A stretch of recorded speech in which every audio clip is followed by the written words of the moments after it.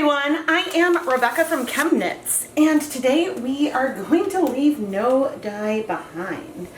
Right here I have 3 plastic shoe boxes that each started with 8 cups of water and 2 to 3 tablespoons of white vinegar.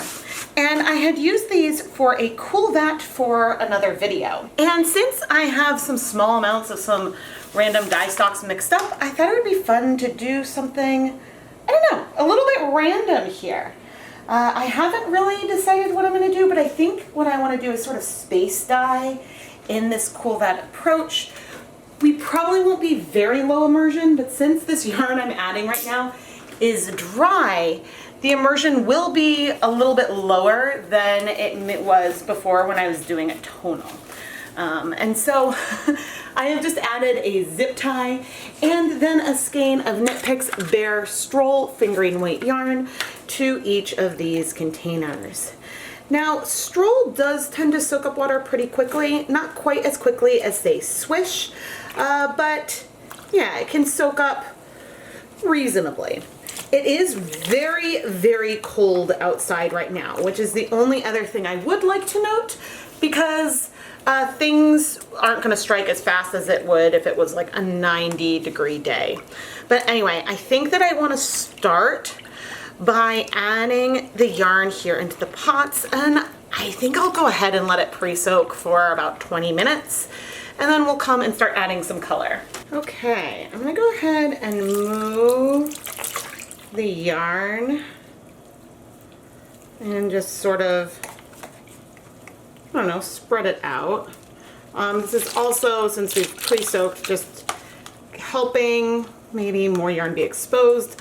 Like this one's folded over, this one is just kind of scrunched up, and this one is a little bit more like spiraled. Not that I'm going to know the difference between them later on, but yeah, at least it's a starting spot. So I don't know what kind of colors I want to create. And we may have more dye than I want to use for these projects, but I am just going to start adding some color, and we're gonna just see where things go. It's possible I will start sort of combining everything in these containers. Again, I probably have more dye than I actually want to use here. All of this dye that I have, they're all technically 1% stock solutions. So, you know, there is that, but I just looked at these containers and was like, oh, I need to go clean them out. But before I clean them out, let's do something. Let's do something different. I don't know. I just felt a desire to, ooh, let's add some brown there, to do something. And so these colors are a bunch of very different brands. I think this might be some black. A lot of different brands, a lot of different colors, and eventually I will definitely go in and add like some movement in here, because the color isn't necessarily going to go all the way down to the bottom. This is, I think, my purple. I think this one will just be more purpley. And yeah, this is the way that I guess I'm gonna proceed here. Oh my goodness. But it's just fun and random, and I like to mix it up with these Leave No Dye Behind videos, because I absolutely could have saved these dye stocks and used them for a number of different projects. But I just had this urge to pour. To pour and then see kind of what happens. I'm gonna try to wait a bit before moving stuff around.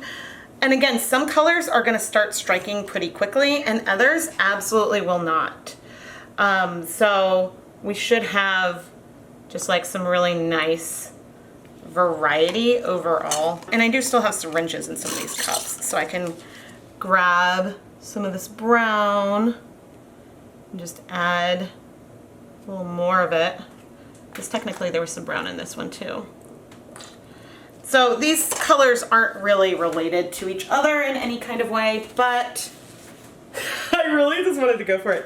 This feels so tie-dye, and what I can't show you easily, because in doing that it would move things a little bit, there is unquestionably color going down into the yarn. There's enough water here that there is going to be movement of the color. And I think that if I were to not touch them at all, we could have some really, really cool effects just because of the way things are happening. Okay, so here is our first box, and you can see the color is going all the way down, especially because things are not hot. You can see it's going down in the second one too. Here's the side of the third.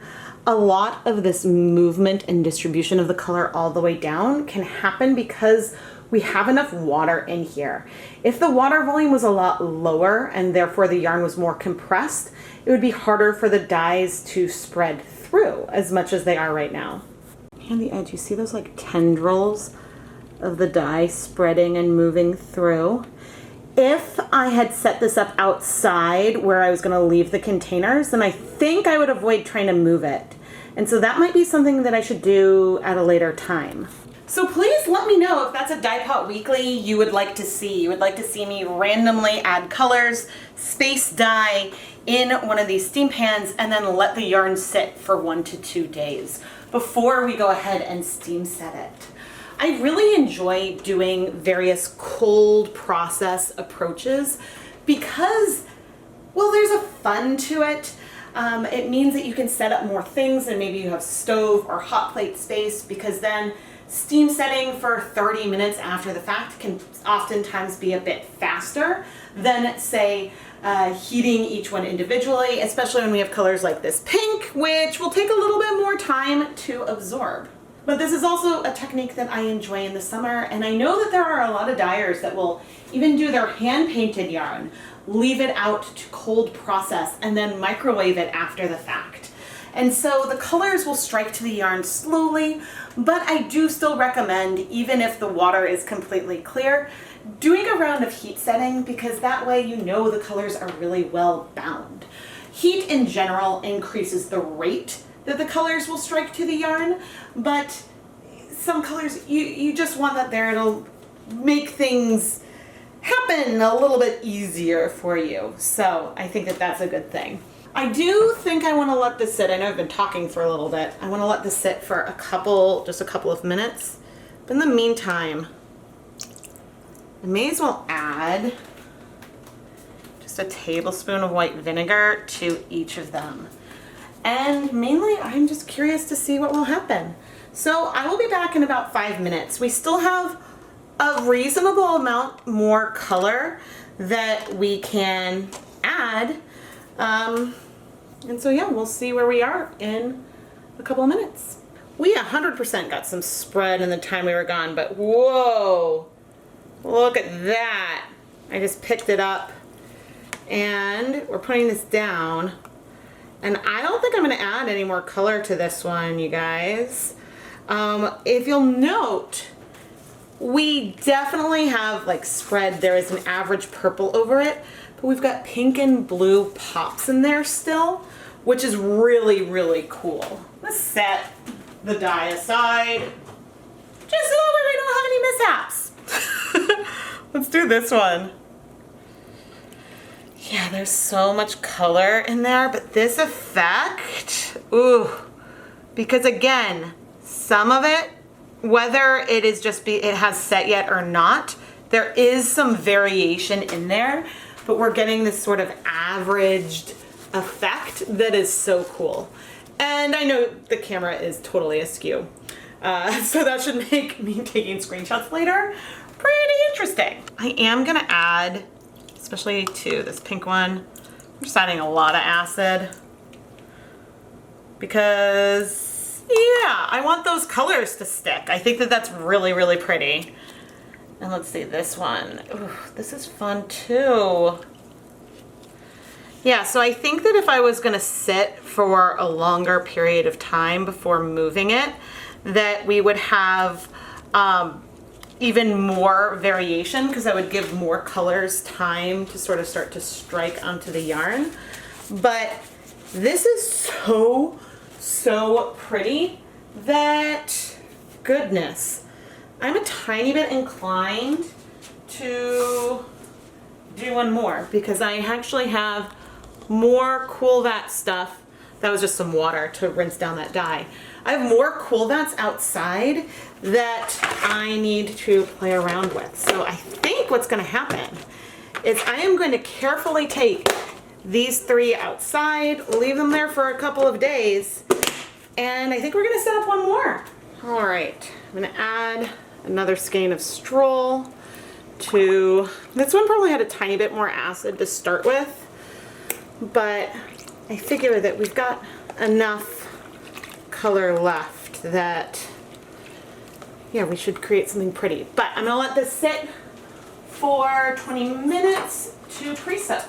All right, let's zoom in on our friend and we're just gonna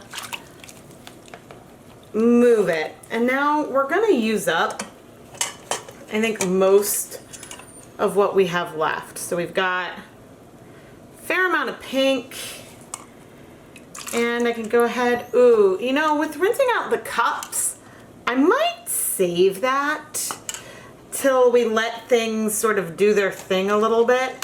And instead of using quite that much, ooh, is there some like on the bottom? Some of this color settled.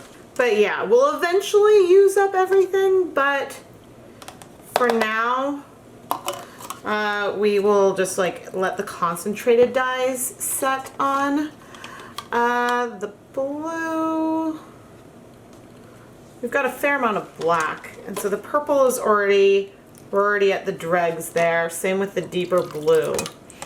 But now we have our black, and so this is going to go a little bit further, but we still have all this like residual stuff that we will eventually add on, which you can't see. Now you can kind of see the rest of it better. So I'm gonna go ahead and let this sit for, let's go ahead and let it sit for about 17 minutes because that is the amount of time I have on my timer for stuff I have in the steamer basket. And so why not? We'll go with that, and then we'll come add on these rinses that we have, or maybe we'll move it first and then add on the other colors and move it around so that way this one can set too. All right, let's see what this hot, ooh. See, even that's pretty. If I were to just dunk it and then remove it and go steam set it as is, that's pretty cool. Pretty cool.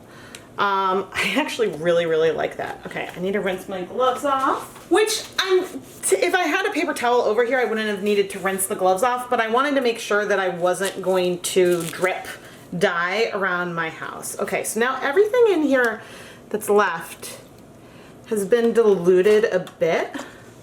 So that's got some, whoa, red settling from that black that I don't even remember what brand that was, as I come and add more colors just in little areas. And so and here's some brown, as I go and I take this outside, we are 120% going to be moving things around. So these bits of color that I'm adding here will move and shift and blend. There are just some like residual stuff at the bottom of these cups, which for once I'm not going to completely rinse out. And that's because some of it is stuff that's just crashed out of solution, and I would like to avoid washing once we are ready to wash this stuff. Or I suppose I should say I want to avoid color bleeding. But let me take you a little closer. I mean, look at all those little colors in there. It is so pretty.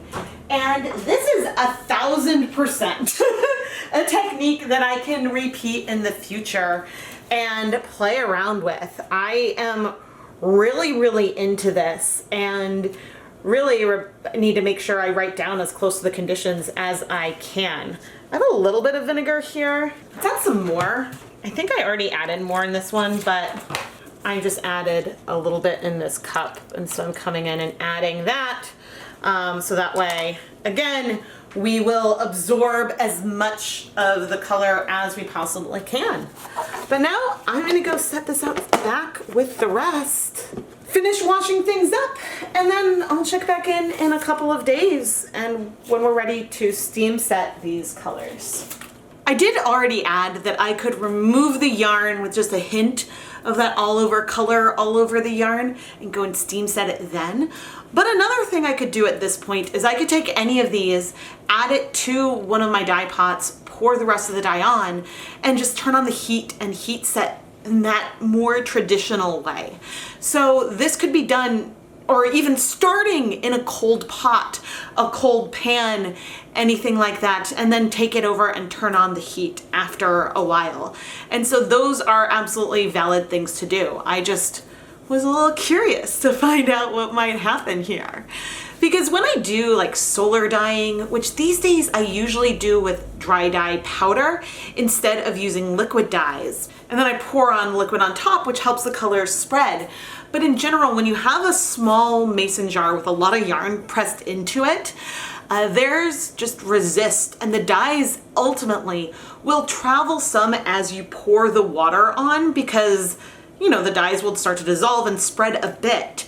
But then once the liquid stops kind of moving through, they're not gonna spread that much further unless there's sort of like gaps in rivers where the dye can kind of diffuse around. So I guess it is important to think about what the colors could do. And so if we had heat here, we still would have seen some amount of spread. And I've done that before on just like in a pan, but we wouldn't have like the depth that we're getting all over, which is random, and oh, I love it. I love it. So anyway, I'll be back in a couple of days. It is the next day, and here are two of the colorways, which are super pretty. There are still two that have a lot more pink that I have kept outside, just because I can see that there's pink in the water. And while there is some pink here, that's not very much, and I want to go ahead and start steam setting the yarn, which has a very like soft and colorful overall effect to it. And plus I just have one steamer basket set up. Now I have a feeling, oh no, we just have some green staining towards the bottom and maybe a little bit of blue left in this one. But again, compared to the amount of pigment in the yarn, that's not very much. I could have left it to see if I could dissolve that residual, but again, we're gonna go ahead and set this for 45 minutes or so, just because the yarn is cold, because it's the morning, so everything was cold outside. But later this afternoon or tomorrow, we'll take a look at the other two skeins. But this is heating up now, so we'll steam it just in here, and then let the yarn cool completely so we can wash it. It's about 6 hours later, and the sun is no longer on my patio, so I thought it's time to go ahead and set this yarn, because ultimately some of this extra pink isn't gonna strike, given the color, it's not gonna strike at close to room temperature, but we do have a lot of pink in here, and so we're gonna leave this little bit of dye behind, but really that's not a ton of pigment. Let's see this one, which is much more ChemKnits logo themed. Like you still see that we've got pinks in here and some of those bright pinks. So some of it is going to remain. These just colors might have a little bit more bleeding. So anyway, I am going to steam set those for 30 minutes, rinse out these containers, and then once all the yarn is cooled off, then we can wash it. Let's start with our pinker yarn. And I'm crossing my fingers here. Yeah, okay, I'm seeing some bleeding, which honestly is not that bad. I was expecting to see some for sure, because just we had pink left in the pan, and knowing anytime you're dealing with any kind of fluorescent pink, that pigment is across all brands, it's gonna bleed. It's gonna bleed, at least at first, and you can usually get it to stop, but if you use too much of it, then that can be harder to stop. So I'm adding just some plain clear dish soap, and I'm gonna fill up the bin and let the yarn sit in there for a little bit, just to let anything that's gonna bleed out. But actually that's really not bad. Yeah, I mean, as I move it, more will come out. So I'm gonna fill this up all the way, just cold water, and I'll let it sit for like 5 minutes or so. All right, let's see. Okay, the nice thing is this is about where we were before we put it in the soap. So therefore it's not like worse, but that's what we were expecting. And so now I'm gonna fill this up with just plain water, and then we'll see. Because sometimes like soaking with the soap for a little bit longer just helps anything that's gonna come out. So I'll be back in a moment. All right, let's see.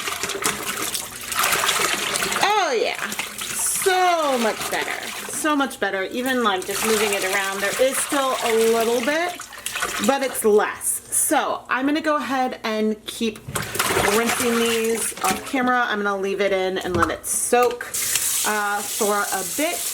But if it doesn't get better and you're not seeing improvement, one thing you can do, especially because this yarn was steam set, is to take the yarn, put it with acid and vinegar, put it inside a dye pot, heat it up. Heat for 30 minutes and then remove it from the pot while there's still some color in the water, because some pink will leak out, and if you've been having trouble rinsing it to clear, that's just a way to sort of get some of the problematic stuff out. I don't know, I found that to work for me. But anyway, I'll check back in once the water is clear. All right, it is the moment of truth.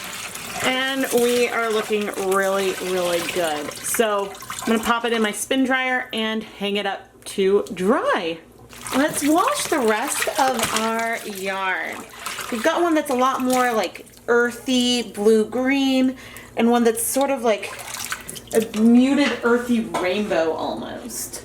I don't remember which was the one that I did last or first, but I had a lot of fun with this whole concept of, and I'm just going to add a little bit of some dish soap. Whoop, we're near the end of this bottle. I'm just really enjoying this whole concept, and I know I'm going to try this again like on purpose with not exactly measurements, but planning out the colors I'm going to use.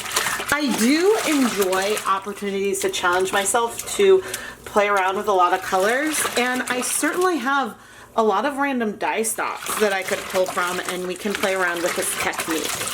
Now, you may wonder what makes a Leave No Dye Behind video versus a Dye Pot Weekly video, and honestly it depends on sometimes the planning, but sometimes Dye Pot Weekly videos can be more free-flowing as well. But it also depends, honestly, on the schedule, how many videos I have, and if I need to have some backup videos for something. So that all depends there. But generally, if I know at least the names of the dyes that I'm using, then it's more likely to be Dye Pot Weekly. But anyway,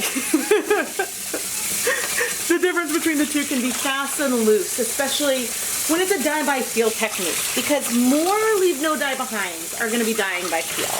But anyway, there is no color bleeding here, so I'm going to finish rinsing out the soap. Then I'm going to put the yarn through my spin dryer, hang it up to dry, so we can take a final look at the colors. Here is the finished yarn, and the colors are so soft and pretty. Like, there's an overall wash of color on all of them, but then random sections of the different colors, and it's really, really fun. I love the softness to it. I also love how different they all are, because I easily could have ended up with 4 things that felt very similar if I started just adding the same colors or something to each of the containers. But I wouldn't necessarily call these like an amazing set. I think that the primarily green one and then this one right here look great together. And you could probably pair some of them together, but the goal here was not as much to create a cohesive set. It was to use up these dyes that I had in open containers. And I think we achieved that. And I have written down lots of notes of things and variations that I would like to do in the future. Do you have a favorite? Personally, I think I'm a little hard pressed to select just one. Although I do like this one that has all the colors in it. And of course, this one is just very ChemKnits. And then this one would have worked really, really well for my Peacock Dye-Along live stream. But anyway, I am Rebecca from ChemKnits, and I really hope that you have enjoyed this video. Again, I have so many things written down that I want to try, but that doesn't just apply to this video's concept. That applies to most of my videos that I do anyway. There's always variations of techniques that I am excited to try. So please make sure you're subscribed and turn on notifications so you don't miss any new video. And if you love the content you see here, go and check out the ChemKnits Patreon. It's a great way to help support the content, and there's some really cool perks as well. Thank you so much for watching.